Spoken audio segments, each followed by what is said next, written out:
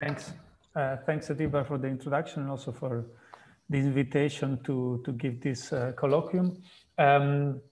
So yes, my idea with this talk was to give a general overview. I hope also in the spirit of this colloquium of this kind of a big theme that is the simulation of quantum contextuality. So I will just start with this question, so also to lower your expectation on the talk. So if you're, so if this is the question that you expect me to answer, I can answer immediately, and the answer is it depends. So as we will see in this talk, there are many different approaches to the simulation of quantum contextuality. So many things have been tried in the past, and I try to go through some of them or to explain the general, let's say, meaning of many of them. But I think the point is to try to make this question more precise.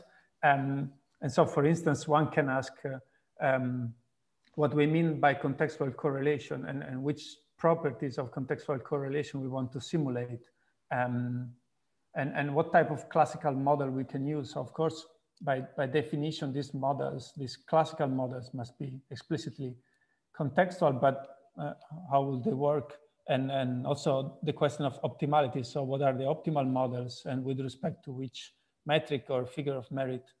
And how all this problem of simulation is related to the application of contextuality, for instance, quantum computation. So this brings me to the outline of my talk. So I will start with a simple example from the PERES-MERMIN square scenario, which will allow me to introduce many of the basic ideas and notion involved. And then I will distinguish between different classical simulations that are in some sense similar, but they've been applied in different contexts. And these are memory and communication resources for simulation. I will go through a bit also contextuality and quantum computation, so the role of classical simulation in quantum computation. And then I present briefly some approach that I've been working on in the past couple of years about the simulation of general temporal correlation, and conclude with some also open questions of, so let's say, I hope also to stimulate some debate on the possible future direction of these topics, because it really seemed to me that there are so many possible directions. It's not clear maybe which are the most promising or most interesting at the moment. So yes, let's start with the PERES-MERMIN square. So maybe I expect many of you to be familiar with this example, but I will go through it nevertheless. So we have these 9 observables arranged in a square. So can you see my pointer? Is it possible to see, or you don't see anything?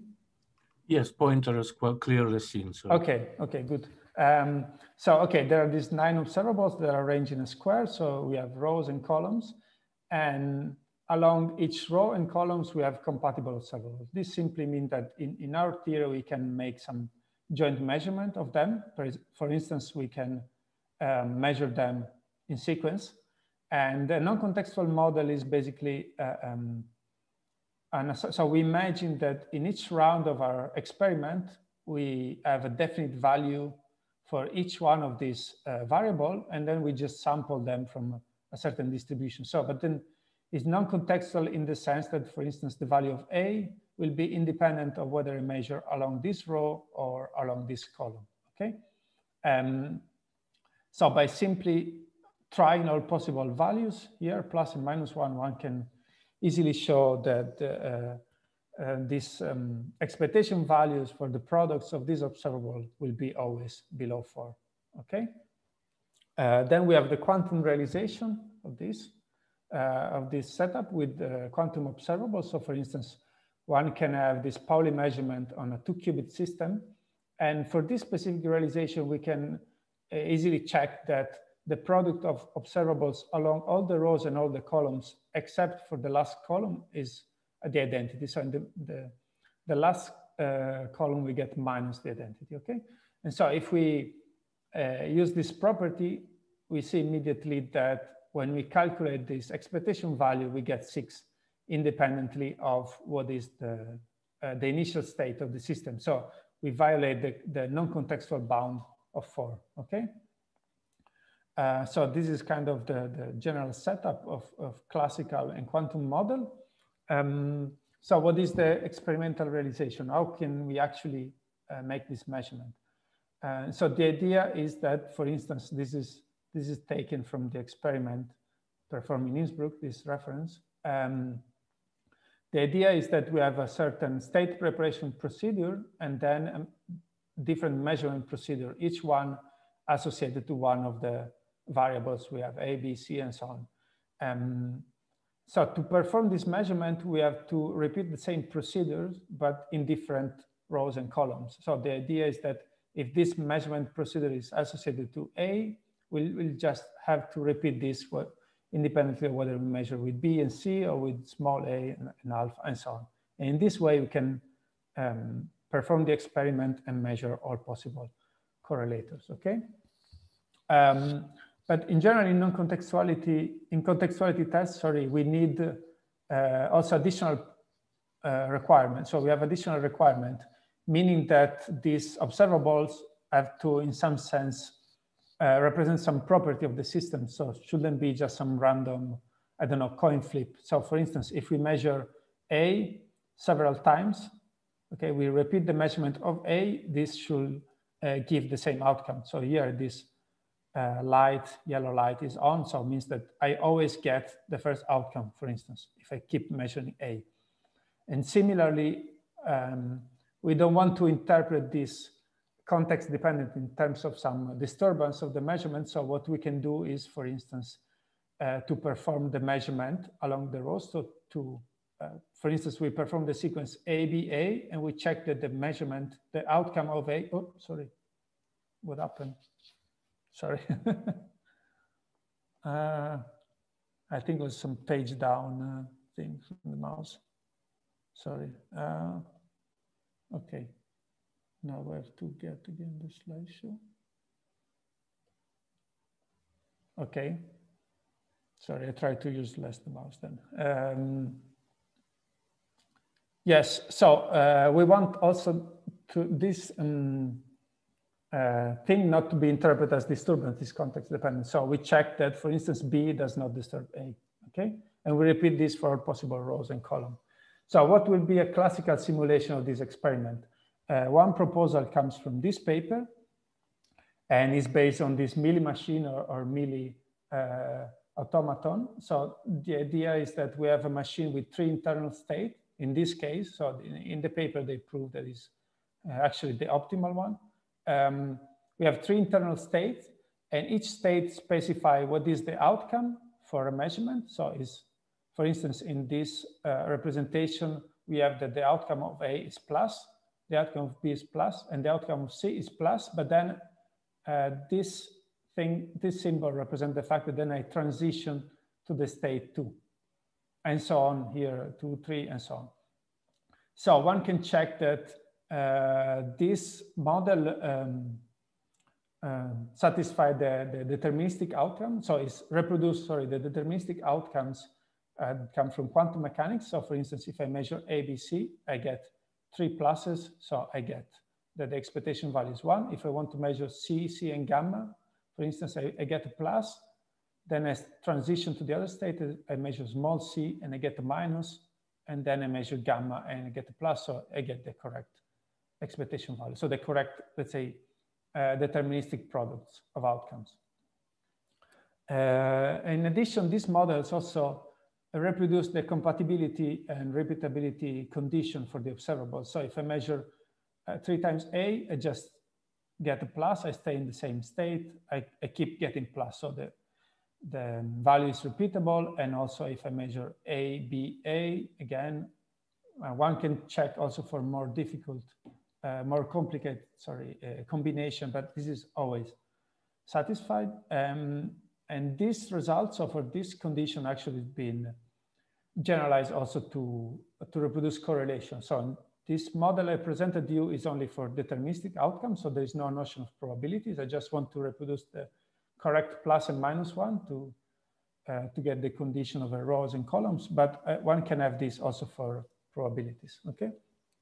But there is a problem in this model, so this does not really reproduce every aspect of quantum measurement. For instance, this non-disturbance condition is valid only for observable along the same rows and columns. So for instance, this example, if I have B, C, beta, and B, so I get a plus, then I measure C, and I get the second state. I get beta here, so it's a minus, and I go to the third state, and then I get a minus. So B has flipped from plus to minus. So in quantum mechanics, this will not happen. I will have the same outcome for B. So this is, let's say that this model reproduces only some aspects of this. So it's optimal, but only for some aspects of some properties, if you want, of the deterministic outputs. Okay, one can increase the number of states and add these extra constraints and so on. And so in this case, I want to say that the optimality condition is the minimal number of states. So what is the automata with the minimal number, the automaton, sorry, with the minimal number of states such that I reproduce all these deterministic outcomes. One can have also a different approach, more related to infinite sequences, which has been presented in this paper, for instance, again, for the PERES-MERMIN square, also for other scenarios, but is not maybe relevant at the moment. So we have the same model of an automaton, so a machine that produces an output and transition, but we have further restrictions. So these maybe are a bit technical, is not that important maybe to understand. So the notion of unifilar automaton, so such that the output determines what is the state transition. And we have this assumption of non-oracular information. So the future, if you want to predict the future, is enough to look at the past history. There is not some, let's say, hidden variable or some internal states of the machine that also, that can give different prediction. But this is just to specify that it's kind of a restricted model with respect to the previous one, okay?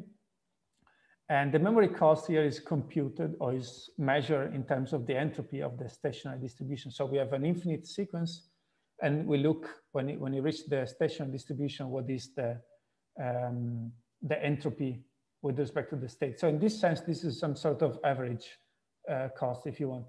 But for the PERES-MERMIN square, this is not really that important, because actually one has 24 states that are appearing with equal probability. So in this case, it's really so there's no average. It's basically the cost in terms of state for this simulation. Okay, and here I collected different scenarios that may appear. So what we've seen so far is this C, so this automaton scenario. So we just have a single machine that gets an input and produce an output, and just, so everything is, let's say, internal to the machine. You have the internal state, the transition probabilities, and so on. But one can have, this was very common to investigate also what happens, for instance, in Bell scenarios, or like this A, or scenarios where we have communication among different parties. So in this scenario B, we have, for instance, 3 parties which may communicate sending classical or quantum system, okay?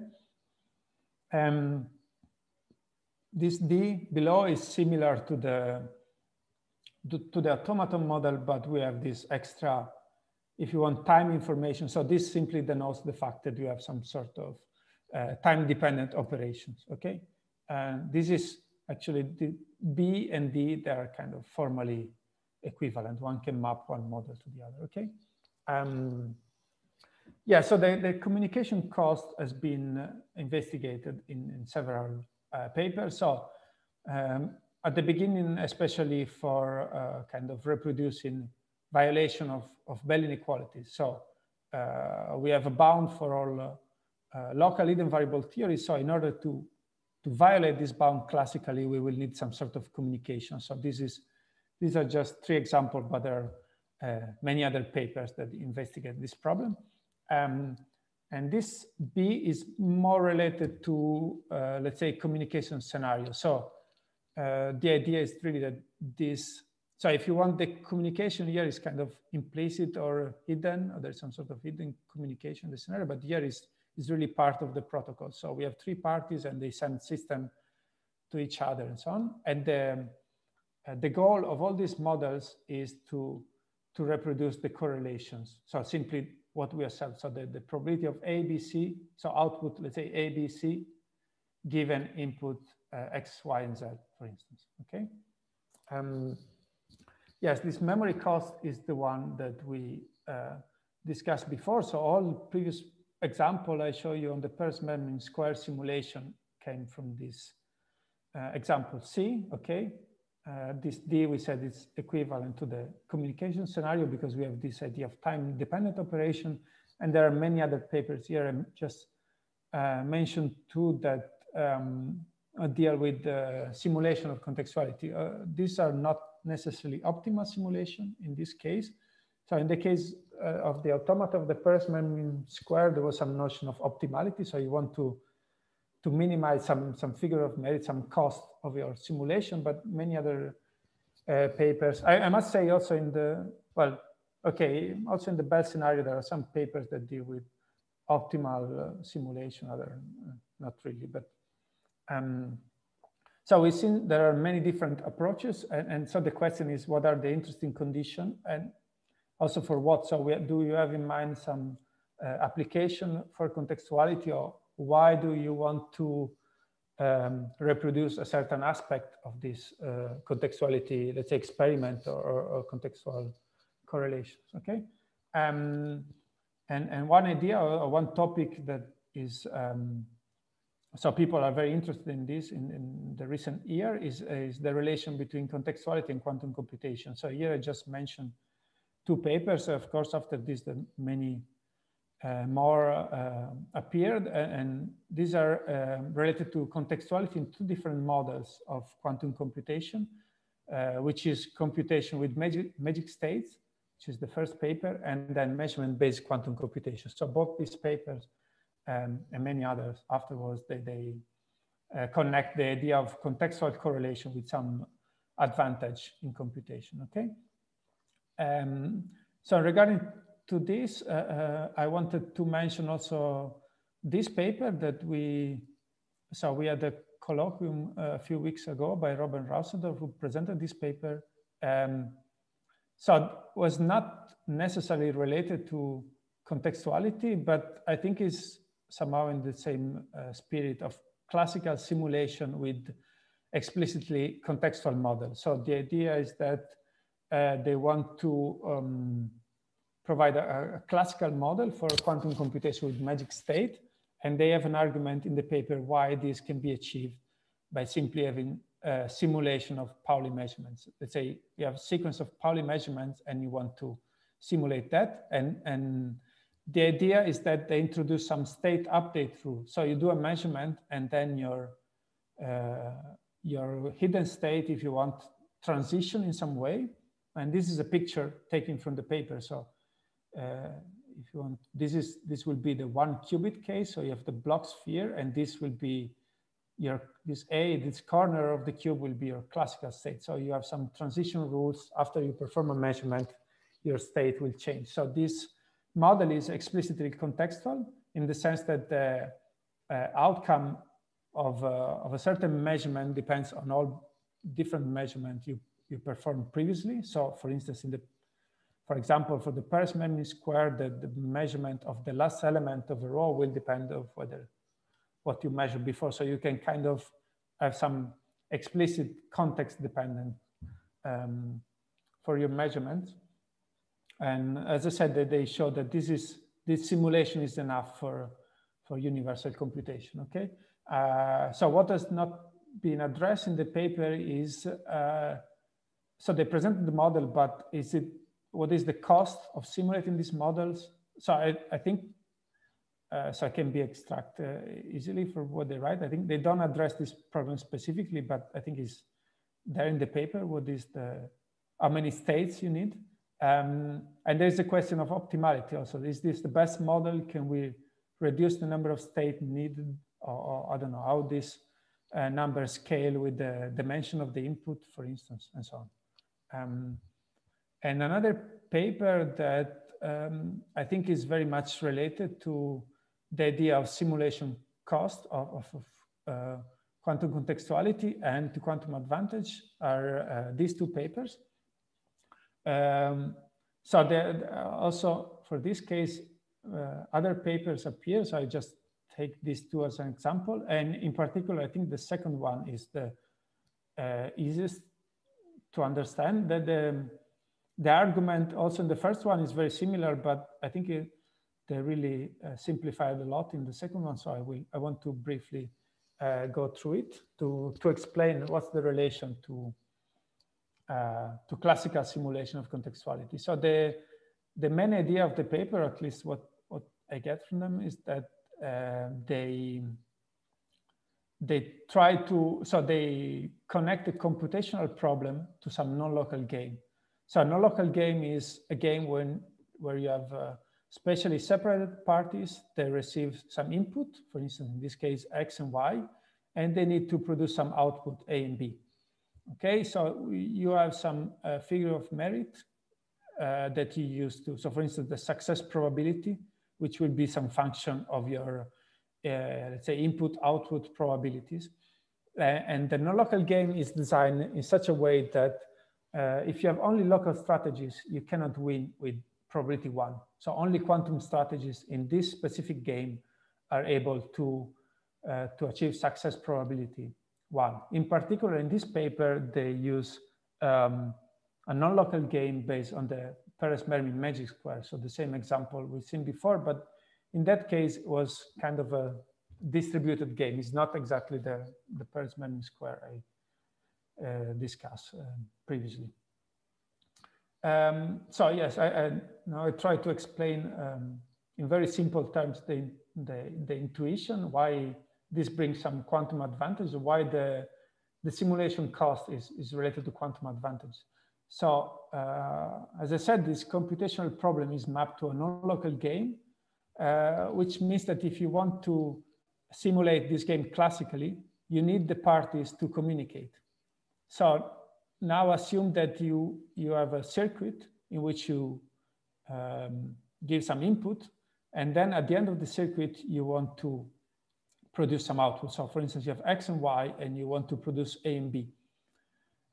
So if you have a fixed gate degree, so imagine your gate can only take 2 wires in and 2 wires out.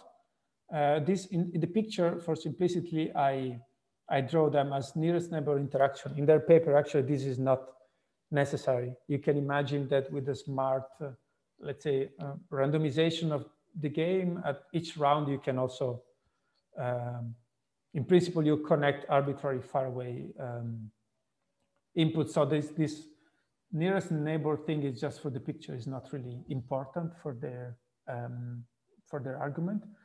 So if you want to generate some non-local probability of A, B given X and Y, you need that somehow these X and Y are connected going through the gate. So they introduce this idea of kind of a light cone. So if, this A and B must be connected to X and Y by some light cone, and let's say that the angle of the light cone depends on the degree of the gate. So of course, if you have a gate that can take 3 wires, you can spread more and so on. But the idea is that if you have inputs that are far apart, so if this distance, this vertical distance increase, since the angle here remains the same because it's the gate degree, you will have to get, you have to increase this horizontal distance. So you get a deep circuit, okay? So increase the depth of the circuit to connect inputs that are far apart, okay? So yes, this is basically the connection between the simulation in terms of communication with the depth of the circuit. So if you want two nodes that are far apart to communicate, since the depth, since the degree of the gate is fixed, you need to increase the depth of your circuit. And on the other hand, for quantum simulation, we know that you can win without communication. So the role of the circuit will be if you want to produce the correct entangled state or the correct initial correlation. But this, in the paper, they show that this will give you a circuit of constant depth. So this will be independent of the number of inputs. Okay, so this shows that somehow the simulation cost of contextual correlation is directly connected to a quantum advantage. So yes, quantum circuit can always, let's say, solve this problem with a constant depth, whereas classical circuit need depth that increase, in this case, logarithmically. So you can imagine that this distance goes like 2 to the n in the case of gate of degree 2, but for arbitrary gates. So you will need a logarithmic increase of the depth of the circuit, okay? So again, this presents another different approach to the problem of simulation. So here, the simulation is the cost is quantified in terms of this distance that then is translated into the depth of the circuit by the fact that you have this fixed gate. So, and also an important point that here they want to simulate only the correlation. So they don't have, they're just interested in this input-output relation between A, B, and X and Y. Okay, there are no other properties that they want to simulate. Okay, so here just to give you a summary of all the things we've seen so far. So we have seen simulation of both spatial and temporal correlations, but I must say also that even for the Bell scenario, if you want to have some sort of classical communication or hidden communication, the measurements are never space-like. So it's always something related to quantum contextuality rather than Bell non-locality from this perspective. In the same way that the quantum circuit we've seen before, so it's everything in the same quantum computer, if you want. You don't have the wires that are space-like separated. So this doesn't make any sense. So it's still some sort of, even if it's formulated in terms of some non-local game, it's still something related to contextuality, to local measurements of, if you want, compatible observables, okay?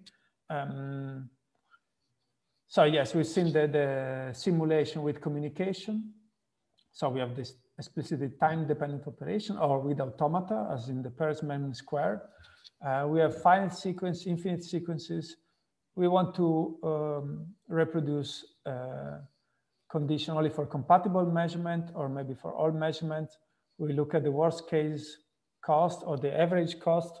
We want to reproduce only the deterministic behavior, or maybe also the probabilistic.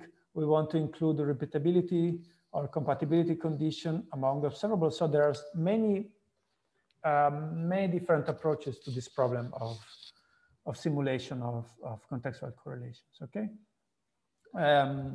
So in the following, I want to present an approach that is not necessarily related to this, but I think, or at least I think it's a way of dealing with this problem. So, so we make a precise choice. Let's say we have all this possibility, but we kind of pick one, okay? And the idea is to design models for simulated general temporal correlation. So we care only about correlation, not, for instance, I don't know, deterministic rules for deterministic outcomes, okay? We want to simulate only finite sequences, so not necessarily infinite one. We have time-independent operations, so we have this notion of automata, as we've seen for the PERES-MERMIN square. And there is no notion of compatible or repeatable measurement. There is no condition that, I don't know, the outcome of the measurement must be repeated if we keep measuring, or if some notion of disturbance and so on. And then we investigate some optimal model or minimal model with respect to some figure of merit we'll introduce, okay? Yeah, so to do so, so first, the first step is to investigate the general structures of these temporal correlations. And the first property is the one of no signaling. So this will be true not only for classical and quantum system, but for any generalized probability theory, this will be true because it's simply the constraint that comes from causality. So if I keep measuring a system, then the future choice of the measurement setting cannot influence the past outcomes of the system. So this can be translated into a condition for the probabilities that if I sum over, let's say in this case, I just have two measurements. If I sum over the second outcome, I get a probability which is independent of the second input. So in this case, whether I get y or y prime doesn't matter. So this is some sort of no signaling constraint analogous to the one we see in Bell scenario. But of course, in Bell scenario is in both directions. Here it's just one. And then of course we have the normalization and positivity of probabilities. So in this condition, one can easily see that they form a polytope, and sometimes this polytope is called the arrow of time polytope. Okay. So the first question is, what are the extreme points of this polytope? And one can show, so it's been shown in these two papers, that is given just by the deterministic strategies. So the idea is that any probabilities that is in this arrow of time polytope can be decomposed in this way, just as a probability which depends on all previous inputs and outputs, okay, some sort of conditional probability if you want, and vice versa. If we take any collection of distribution of this form and we multiply them together, we get a valid point in the polytope. So the idea is that simply to get, so the extremal point are just the, let's say the one generated by this deterministic strategy, if you want. So at each time step, I generate a deterministic outcome depending on all previous inputs and outputs that I've seen. Okay. So this is the general framework for this correlation, independent of the theory.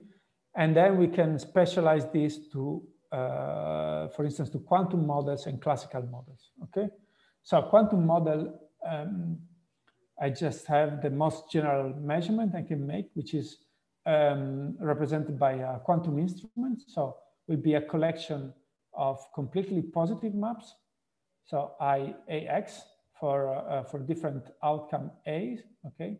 And then if I sum over all the outcome, I get a completely positive trace preserving map. So some map that preserve the probability.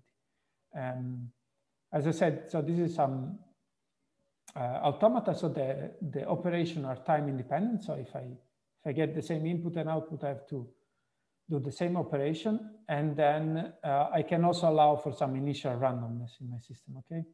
So I flip a coin and then I decide, I measure the whole sequence with the same machine. So this also introduces randomness in this model. So as is clear from this definition, so there is no restriction on the type of measurement I'm making. So there is no projective measurement, there is no repeatable measurement, no compatible measurement. So here I just take the most general quantum measurement I can make, okay? And similarly, I can define a classical model. So here, this equation looks a bit like some classical hidden variable model where I generate my output A depending on the input X and the previous state of my machine. Of course, I have some distribution over the initial state. And then not only I generate an output, but I also make a state transition. And then in the second step and so on. And this can be represented in a compact way, let's say, with this substochastic matrices, okay? This is just a kind of a compact form of representing this distribution. And again, as in the classical case, I can have some initial randomness, so this is also included in the model. So this model may seem a bit arbitrary, or I don't know if, so intuitively, I believe it seems the correct one, but one may ask also why this specific one or where does it come from? And one way of seeing that this is the correct classical model is simply to to see that if I take the quantum model and I make everything diagonal on the same basis, so the state is diagonal on the same basis, the maps are diagonal on the same basis, I go back to this idea of substochastic matrices. So it's really the, let's say, it's really the classical version of the most general quantum operation I described before, okay? So, yeah, so the idea that the resource for the simulation here is the internal memory of the system, so the number of states, because everything else is completely general. So maybe it's clear here for the quantum case. So here, just the only constraint is that I have the dimension of the system fixed, but everything else, so I take the most general measurement, there are no further constraints. So this dimension D is really the resource I need to generate my correlation. So now two kind of complementary problems arise here, which is the comparison of classical and quantum system when they have the same memory. So I can get some sort of temporal inequalities for systems of dimension D. And the other problem, kind of complementary, is that given a quantum correlation, what is the minimal classical dimension to reproduce it? So it's some sort of optimality of the classical simulation. Okay, this is some example of a temporal inequality derived in this paper. So yeah, the idea is that really one can find different bound if, for instance, my state is my internal system is a bit or is a qubit. Or in this paper, I left here this value for hyperbits and generalized bits. So these are some sort of not sort of, but these are generalized probability theories. So there's something even beyond quantum mechanics. So it's not that important for us at the moment. I just wanted to mention that one can also apply this formalism, let's say, to more general theories than quantum mechanics, okay? So yeah, the question is also, okay, here we can kind of interpret this inequality as some sort of quantum advantage, but it's not clear for what, okay? I have some correlation that I can get stronger correlation in quantum mechanics, but are they useful for something? And one approach that we saw was connected to this idea was the one of clocks, ticking clocks. So the idea is that we have a machine, as in this picture, which has no input, so just generating some output.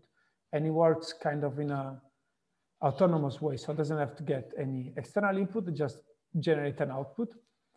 And this output can be interpreted as some sort of time signal. So I generate many zeros, and at some point you see a one. So this one can be interpreted kind of as a ticking, kind of a time signal, a tick of my clock, okay? And this from this very simple, so we notice that from this very simple expression, actually one can extract a temporal inequality, and most likely this is the simplest temporal inequality that one can get. So I have no inputs. I just look at the sequence where I generate a lot of zeros. So let's say L-1 zeros, and then I get a one. And I can ask, okay, can I generate this with probability 1? If not, what happens? What is the classical bound, okay? So in this paper, let's say in these two papers, actually one is in preparation, we investigate what are the classical bounds for this sequence, okay?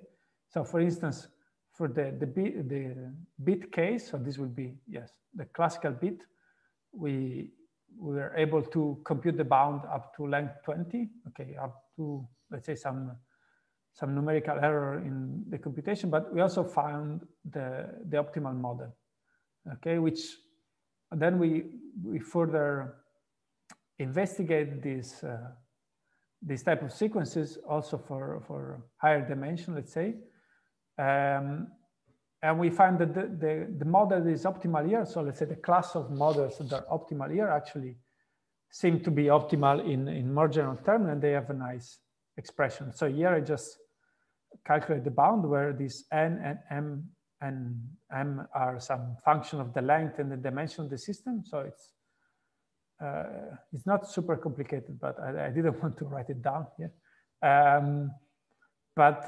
Yes, and then the interesting thing is that this bound is violated by quantum systems. So quantum system seems to kind of be able to generate stronger correlation even in this simple case. Okay.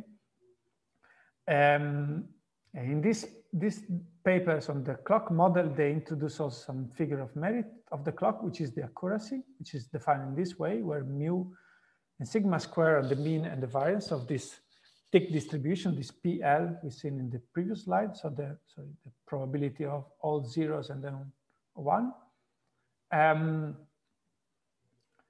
Yes, okay, we have the intuition on this accuracy. So it's, yes, how long the clock can run before the error is bigger than is larger than the interval between two ticks, okay?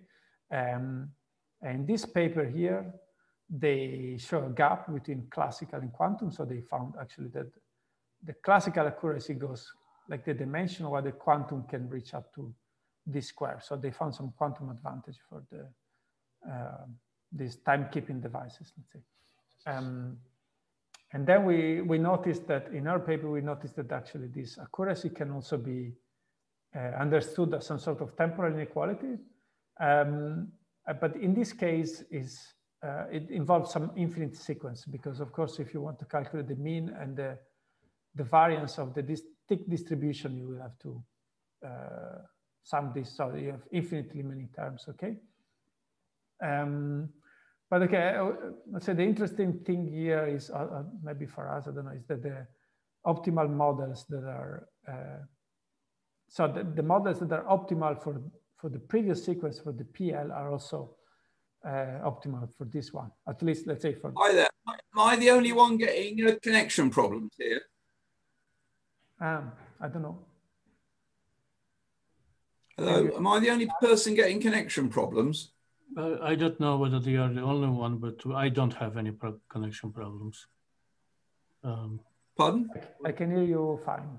I do not have any connection problems, if you can hear me. Yes, yes. Okay.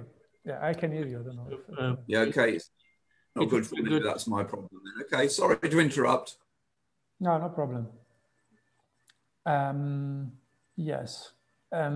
Okay, and this, let's say, was for probabilities, but one can also ask what is so what happens if we want to simulate extreme correlation, so deterministic correlation, okay? So we've seen that these deterministic strategies are the vertices of the polytope, so really all the extremal correlation we can get. And one can show that not only the probability is deterministic, but also the state transition. So it's really some deterministic machine. And in this case, let's say this simplifies a lot the investigation of the minimal requirement, if you want, the minimal number of states I need to generate a certain correlation. And the idea is that I can kind of recycle the state that I already use if the sequence have some sort of the same feature. So I can explain this with the simplest example, which is the case of no input. So imagine I generate this sequence, I want to generate this sequence, 0, 1, and so on. And one can show that actually 4 states are enough here. So I can generate the first 0 and 1, and then I just repeat 1, 0 infinitely many times. And in terms of, let's say, some diagram here, I start for the first state, I generate a 0, and then I generate a 1, and I go to the third state, 4th, and here I cycle between the 3rd and 4th state, which generate this sequence 1, 0, 1, 0, and so on. So this was a very simple example. So this is some notation. So I generate 0, 1, and then I cycle through this sequence. I repeat this sequence many times until I get the original one I wanted. And actually this behavior is quite general. So for the case of no inputs, the optimal deterministic model will be always of this form. So I will have some sort of initial sequence and then a cycle. So this also gives you an kind of an efficient algorithm to calculate the minimal cost, the minimal memory cost for generating a sequence, which is simply to find where this part, this is called the tail of the sequence, where this ends and where the cycle ends. So this, this form also gives you an efficient way of computing the minimal memory cost. Okay, so then things get more complicated if you have also inputs. So in this case, it was very simple because you have no input, so you just need to check that you generate the correct outputs. But if you have inputs, you kind of this history of your system kind of has some branching. So, for instance, in this representation, I represent as a pair here 0, 0 are the outcome, the deterministic outcomes for two possible measurements, M1 and M2.